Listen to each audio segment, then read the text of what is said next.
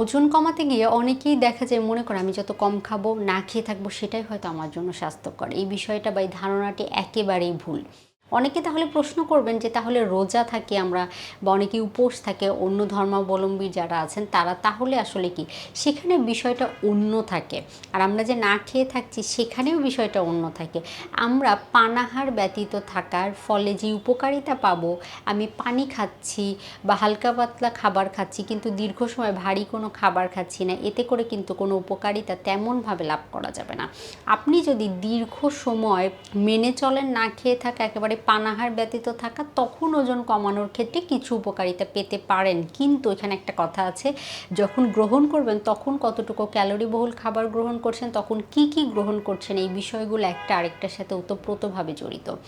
খাওয়ার মাধ্যমে আমরা আমাদের শরীরে এনার্জি যেটা কমে যায় সেটা আবার ফিরিয়ে আনতে পারি। খাবার খেতে হবে, খেয়ে ওজন কমানো সম্ভব। ব্যালেন্স ডায়েটের কোনো বিকল্প নেই।